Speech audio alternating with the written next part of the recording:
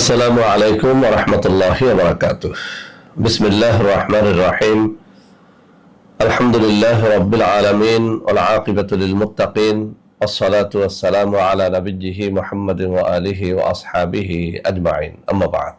সম্মানিত দিনদার ভাই ও বোনেরা, আজ আমি আপনাদের জন্য অত্যন্ত চমৎকার একটা ভিডিও নিয়ে হাজির হয়েছি। বন্ধুরা আমার, আপনারা জানেন গত কয়েক বছর পর্যন্ত আমি বাংলাদেশের বিভিন্ন প্রান্তে সফর করে বেড়াচ্ছি। আলহামদুলিল্লাহ, যেখানেই যাচ্ছি অসংখ্য অগণিত ভাই ও বোন আমার সাথে দেখা সাক্ষাৎ করে তাদের নানা রকম সমস্যার কথা তুলে ধরছেন। আমিও আমার সাধ্যানুযায়ী তাদের সাহায্য করার চেষ্টা করে যাচ্ছি।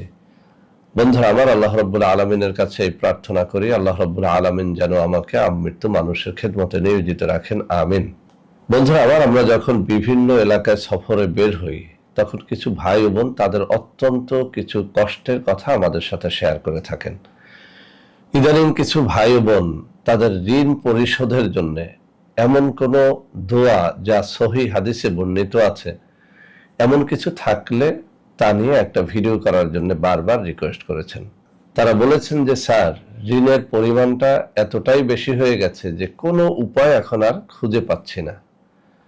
কেউ কেউ এমনটাও বলেছেন যে স্যার, অত্যন্ত কষ্টে পড়ে ব্যাংক থেকে লোন নিয়েছি, ব্যাংকের সুদ বাড়তে বাড়তে আসল ছাড়িয়ে গেছে, আর আমার এমন কেউ নাই যে আমাকে সামান্য ঋণ দিয়ে ব্যাংক থেকে মুক্তি দিবে, ব্যাংকের মামলা থেকে আমাকে হেফাজত করবে, এমন আমার আত্মীয় স্বজনের মধ্যেও কেউ নাই। কেউ কেউ এমনটাও বলেছেন যে স্যার, আপন ভাই অত্যন্ত বড় লোক, আত্মীয় স্বজনের মধ্যে অনেকেই আছেন ধনবান, কিন্তু আমি অত্যন্ত গরিব মানুষ, সামান্য ঋণে জর্জরিত হয়ে গেছি, কিন্তু সেই ঋণটুকু পরিশোধ করার মতো কোনো লোক আমার নেই, আমাকে কেউ সাহায্য করছে না। আপনি এমন কিছু শেখান যেখান থেকে সত্যিকার অর্থে আমি ঋণ থেকে বাঁচতে পারবো। তো বন্ধুরা আমার, আজকের এই হাদিসটি উল্লেখ করার পূর্বে আমি আমার নিজের জীবন থেকে একটুখানি বলি। একেবারে চাকরি জীবনের শুরুতে একটা প্রতারক চক্র বা একটা প্রতারক কোম্পানির খপ্পরে পড়ে ব্যাংক থেকে কিছু লোন নিয়েছিলাম।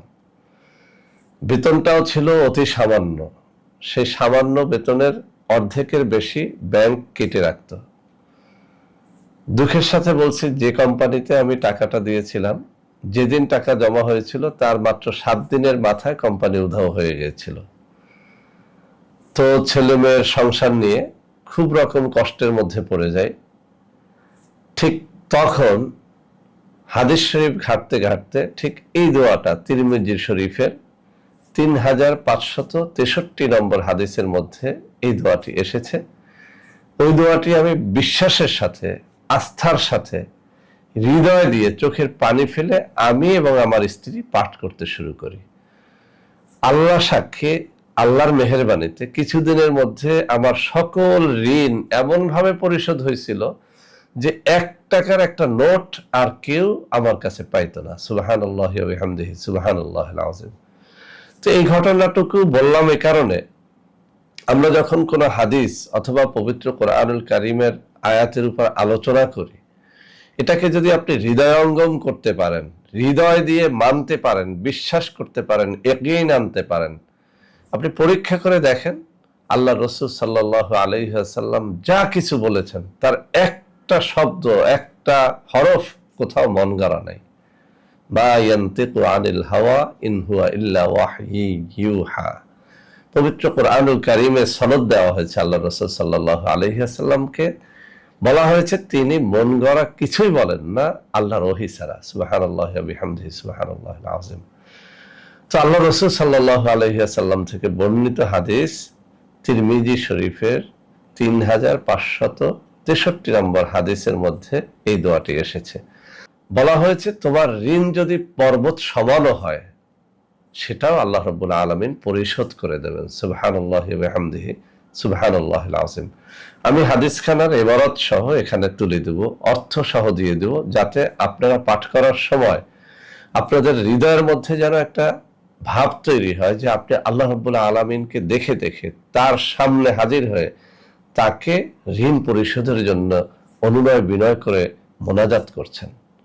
তো আমরা যদি এভাবে করতে পারি, ইনশাআল্লাহ আপনার ঋণ সেটা যত বেশি হোক না কেন, যারা আমার কাছে এসেছেন আর যারা এই মুহূর্তে ভিডিওটা দেখছেন, যারা ঋণে জর্জরিত আছেন, কোনোভাবেই আপনাকে কেউ সাহায্য করছে না, আপনার কোনো বন্ধু নাই, বান্ধব নাই, আত্মীয় নাই, স্বজন নাই, অথবা আছে কিন্তু কেউ আপনাকে সাহায্য করছে না, আপনি একমাত্র আল্লাহর দিকে তাকাইয়া শুধুমাত্র আল্লাহর কাছে আল্লাহ রসুল সাল্লাল্লাহু আলাইহি ওয়াসাল্লামের এই শেখানো দোয়াটা যেন একটু পড়েন। বন্ধুরা, আমার বিভিন্ন কিতাবে এই দোয়াটা বিভিন্ন ভাবে এসেছে। আমার কাছে অনেকগুলো কিতাব আছে, আমি প্রত্যেকটা কিতাব ঘেটে দেখলাম, বিভিন্ন কিতাবে এই দোয়াটা পড়ার বিভিন্ন নিয়ম বর্ণিত আছে।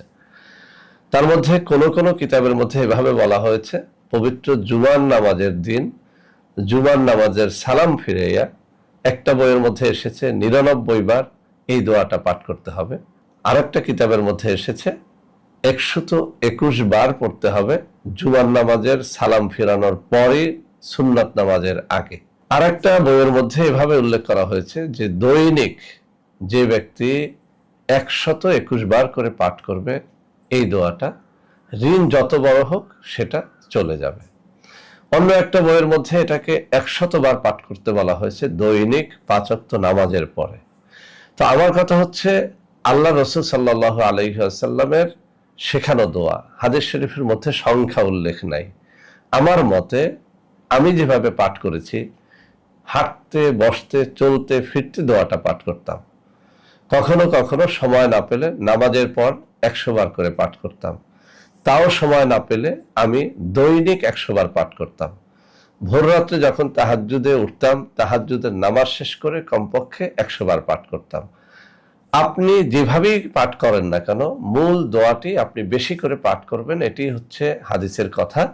তো আপনি যদি সঠিকভাবে আল্লাহর কাছে আপনার হৃদয়ের কথাগুলো প্রকাশ করতে পারেন, ইনশাআল্লাহ আপনার ঋণ সেটা যত বেশি হোক না কেন, আমি আবারও বলছি, সেটা যত বেশি হোক না কেন, আপনি যতই অসহায় হন না কেন, আপনার ঋণ সেটা পরিশোধ হতে বাধ্য। তো বন্ধুরা আমার, আমি তিরমিজি শরীফে বর্ণিত এই যে হাদিস 3563 নম্বর হাদিস আমি আপনাদের সামনে পড়ে শোনাচ্ছি। হাদিসের মধ্যে এবারাতখানা অনেক লম্বা, আমি সবটুকু পড়বো না, শুধু দোয়াটুকু পড়ে দিচ্ছি, আর মূল এবারাত অর্থ সহ এখানে তুলে দিব যাতে করে আপনারা বুঝতে পারেন। মূল দোয়াটি হচ্ছে এই: আল্লাহুম্মা কফিনি বিহালালিকা আন হারামিকা ওয়া আগনিনি বিফাদলিকা আম্মান সিওয়াক। আমি আবারও পড়ছি, আল্লাহুম্মা কফিনি বিহালালিকা আন হারামিকা ওয়া আগনিনি বিফাদলিকা আম্মান সিওয়াক। আমি এখানে বাংলা উচ্চারণটা সহ দিয়ে দিব যাতে করে আপনারা যারা আরবি পারেন না তারা বাংলা উচ্চারণটা দেখে দেখে অন্তত পড়তে পারেন। আপনি আমার এই আলোচনাটুকু যদি আজকে হৃদয়ের কান দিয়ে শুনে থাকেন, আমি আপনাকে রিকোয়েস্ট করব আপনি ভোর রাত্রে একটু জাগেন, কেননা ভোর রাত্রের দোয়া সব থেকে তাড়াতাড়ি কবুল হয়। ভোর রাত্রে জেগে সিজদার মধ্যে অথবা নামাজের আসনে বসে আল্লাহর দিকে আপনার দিলটাকে রুজু করে এরপরে এই দোয়াটা এভাবে চোখের পানি ফেলে পড়তে থাকুন। আল্লাহুম্মা কফিনি বিহালালিকা আন হারামিকা ওয়া আগনিনি বিফাদলিকা আম্মা সিওয়াক। আল্লাহুম্মা কফিনি বিহালালিকা আন হারামিকা ওয়া আগনিনি বিফাদলিকা আম্মা সিওয়াক। اللهم اكفني بحلالك عن حرامك واغنني بفضلك عما سواك। তো বন্ধুরা আমার, এভাবে অর্থের দিকে খেয়াল করে চোখের পানি ফেলে আপনি আপনার ঋণ পরিশোধের জন্য একমাত্র আল্লাহকে বেছে নেন।